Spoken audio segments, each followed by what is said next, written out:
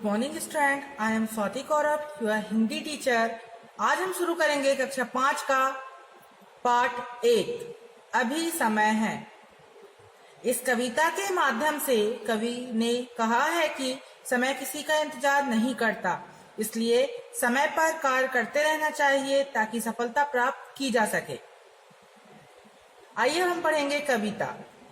अभी समय है, अभी नहीं कुछ भी बिगड़ा है, देखो अभी सुयोग तुम्हारे पास खड़ा है। करना है कुछ काम, उसी में चित्त लगा दो, अपने पर विश्वास रखो, संदेह भगा दो। तो इन पंक्तियों में कवि क्या कहना चाह रहा है कि अभी जो समय है, इसमें आप जो भी शुभ अवसर है, उसमें जो भी आपको काम करना है, उसमें पूरी तरीके से मन लगा लो और अपने पर इस तरीके से विश्वास रखो और जो भी संदेह है उसे भगा दो ताकि आप उस काम में सफलता प्राप्त कर लो। आएगा क्या समय, समय तो टला जा रहा है, देखो जीवन व्यर्थ तुम्हारा चला जा रहा है। तो वीरों की भांति खड़े हो जाओ अब भी, करके कुछ जंग बीच बड़े हो जाओ अब भी। दूसरी पंक्तियों में क्या कहा है कवि ने कि अब क्या समय आएगा, समय जो भी है अभी वो निकला जा रहा है और ये जो तुम जीवन है इसको व्यर्थ में बिल्कुल भी ना निकालो और वीरों की भांति क्या करो, खड़े हो जाओ। जिस तरह वीर हमारे खड़े होते हैं, बिल्कुल तत्पर रहते हैं किसी भी कार्य में, ताकि जो भी मुसीबत आए वो पूरी तरीके से उसको भगा सकें। और इस तरह से हमें जंग में खड़े हो जाना चाहिए जिस तरह से वीर खड़े होते हैं और उसमें हमें क्या करना चाहिए, भाग लेना चाहिए। फिर है तीसरी पंक्तियों में क्या कहा है कवि ने, उद्योगी को कहाँ नहीं सुसमय मिल जाता, समय नष्ट कर नहीं सुख कोई भी पाता, आलस्य ही है करा रहा ये सभी बहाने, जो करना है करो अभी कल क्या हो जाने। तो जिस तरह से उद्योगी जो होते हैं, जो बड़े बड़े जो बिजनेस करते हैं, वो अच्छे समय का इंतजार या शुभ अवसर का इंतजार नहीं करते हैं, इसलिए समय को नष्ट मत करो। और जो समय को नष्ट करता है वो उसको सुख नहीं मिलता है। और जो भी कुछ आज हम कहते हैं ना, आज का काम हमें कल कर लेना चाहिए, नहीं, आज का काम हमें अभी करना चाहिए। जो भी कुछ है ये आलस है, उसको त्याग कर लो और जो भी कुछ करना है अभी कर लो, नहीं कल क्या होगा ये हमें पता नहीं है। कल हो सकता है हम इस काम करने के लायक ही ना रहें। ऐसा सुसमय भला और कब तुम पाओगे, खोकर पीछे इसे सदा ही पछताओगे। तो इसमें वह काम नहीं क्यों तुम कर जाओ, सुखी रहे संसार तथा तुम भी सुख पाओ। ये जो समय है अगर ये निकल जाता है तो हम बाद में इसके लिए पछताते ही रहेंगे अगर हम इसमें कुछ काम नहीं कर पा रहे हैं। तो इसलिए हमें कुछ ऐसा काम कर लेना चाहिए जिसमें हमारे संसार में या दुनिया में क्या हो, वाहवाही हो, चारों तरफ बड़ाइयां हो और उसमें हमें भी सुख प्राप्त हो। ये कविता लिखी है सियाराम शरण गुप्त जी ने।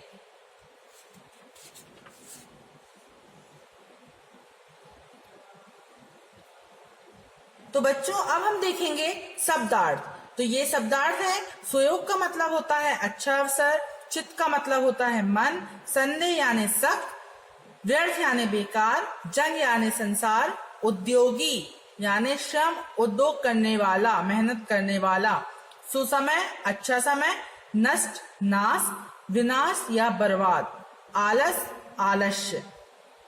अब देखेंगे हम पाठ ज्ञान। पाठ ज्ञान में हमारे क्या आ रहे हैं, पहले मौखिक प्रश्न। इसमें पहला प्रश्न है, कवि किसे रखने और किसे भगाने की सलाह देता है।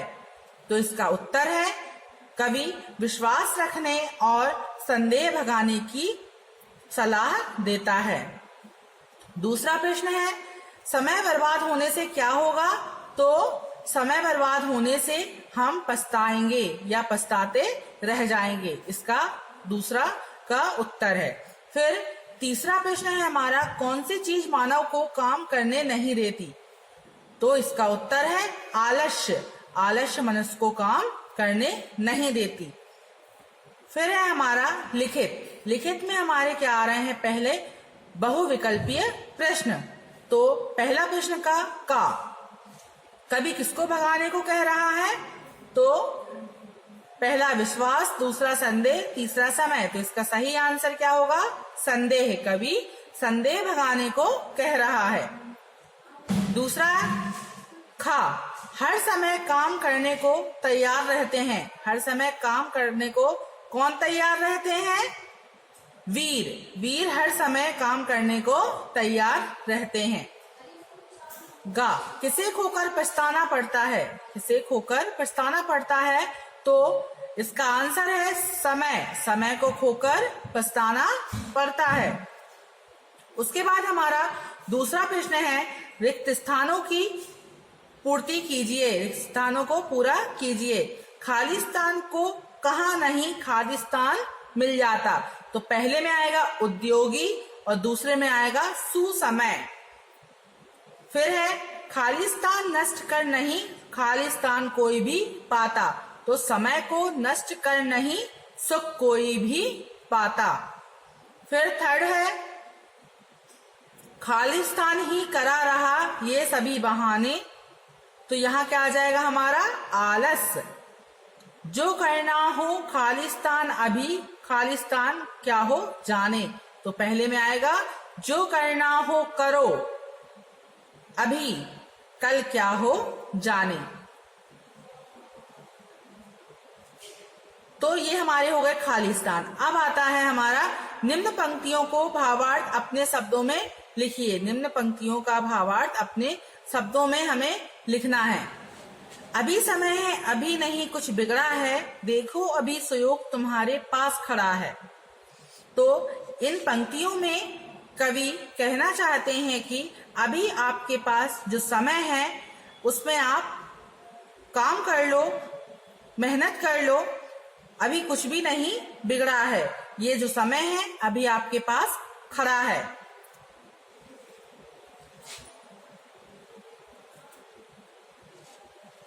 करना है जो काम उसी में चित्त लगा दो, अपने पर विश्वास रखो संदेह भगा दो। तो जो भी काम आपको करना है उसमें आप पूरी तरीके से मन लगा लो, अपने आप पर इतना विश्वास रखो कि हम उस काम को कर ही पाएंगे, कर ही लेंगे। और जो भी आपके मन में संदेह है या शक है उसको आप दूर भगा दो। हमारा चौथा क्वेश्चन है, चौथा प्रश्न है, निम्नलिखित प्रश्नों के उत्तर दीजिए। पहला प्रश्न, अभी नहीं कुछ बिगड़ा है, पंक्ति का क्या अर्थ है? तो उत्तर है इसका, इस पंक्ति का अर्थ है अभी समय है, अभी कुछ भी नहीं बिगड़ा है, समय की महत्ता को पहचानो। हमारा दूसरा प्रश्न है, जो कल करना हो उसे आज ही कर डालो, यह भाव किस पंक्ति का है? तो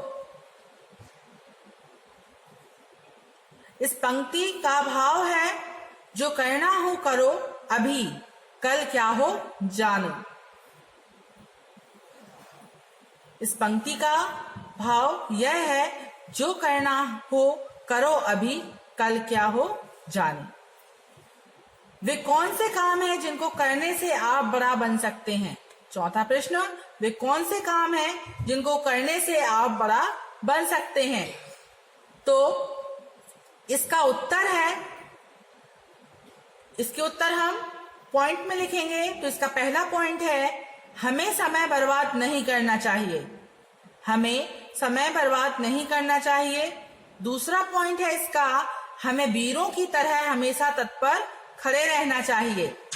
हमें वीरों की तरह हमेशा तत्पर खड़े रहना चाहिए। इसका तीसरा पॉइंट है, आलस्य को त्याग कर देना चाहिए। आलस्य का त्याग कर देना चाहिए, तब हम बड़ा बन सकते हैं।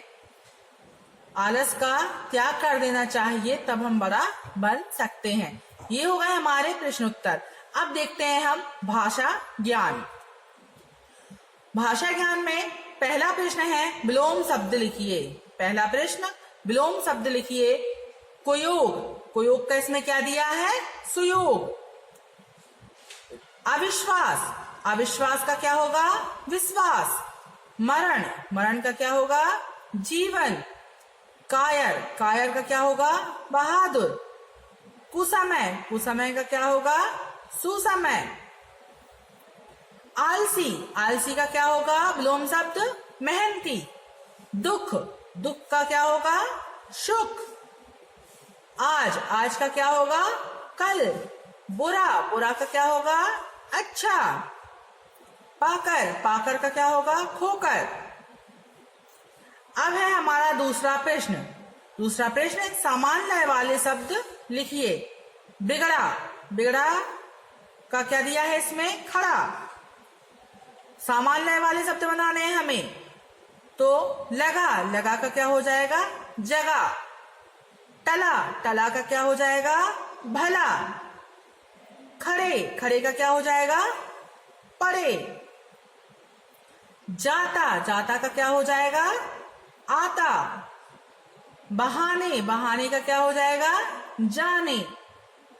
पाओगे, पाओगे का क्या हो जाएगा? समान लय वाला शब्द जाओगे। जाओ, जाओ का समान लय वाला शब्द क्या हो जाएगा? आओ। अब हमें वर्ण, अब तीसरा प्रश्न है हमारा, वर्ण विच्छेद कीजिए। तो हम इसमें वर्ण विच्छेद करेंगे। देखो का, देखो का वर्ण विच्छेद होगा, हमेशा व्यंजन के साथ स्वर जुड़ा होता है। तो आ से लेकर औ तक क्या होते हैं? हमारे स्वर होते हैं। तो इसमें दिया है देखो, तो दा में क्या होगा हमारा? क्या, कौन सा दा क्या है? व्यंजन है। तो व्यंजन में क्या जुड़ा हुआ है? स्वर। तो इसमें कौन सा? एड़ी वाला जुड़ा हुआ है, क्योंकि इसमें एक मात्रा है। अगर इसमें दो मात्रा होती तो ऐ ऐनक वाला जुड़ा होता। तो हम इसमें कैसे करेंगे? दा प्लस ए प्लस खा, खा भी व्यंजन है, खा प्लस ओ, ओखली वाला, औ तक हमारे स्वर है ना, तो ये है हमारा ओ। तो ये क्या हो जाएगा? ये दा और ए मिला के एक मात्रा लग गई, और खा और ओ, इसमें क्या हो गया? खो की ओ की मात्रा लग गई। तो ये हो गया हमारा देखो। फिर है हमारा बहाने। तो बहाने हम कैसे लिखेंगे? बा प्लस आ प्लस हा प्लस बड़ा आ, क्योंकि यहाँ पे बड़े आ की मात्रा है। बड़ा आ प्लस ना प्लस ए, कि ना में ए की मात्रा है, तो यहाँ पर हमारा ये ए स्वर है, तो यहाँ हम ए लगा देंगे, ए की मात्रा लगा देंगे। फिर आता है हमारा सुसमय। सुसमय में क्या आएगा? सा धन ऊ, क्योंकि छोटा ऊ की मात्रा है, इसलिए हमने यहाँ पे क्या लिखा है? छोटा ऊ। धन सा, धन आ, सा व्यंजन है, इसलिए आ लिखेंगे हम। छोटा आ बिना मात्रा वाला होता है ना, इसलिए हम छोटा आ लिखेंगे। फिर है माँ, धन आ, धन या, धन आ। छोटा आ इसलिए लिया है क्योंकि ये बिना मात्रा का होता है और ये व्यंजन है, तो इसमें व्यंजन में हमेशा स्वर जुड़ा हुआ होता है। अब आता है हमारा पाओगे। पाओगे में क्या आएगा हमारा?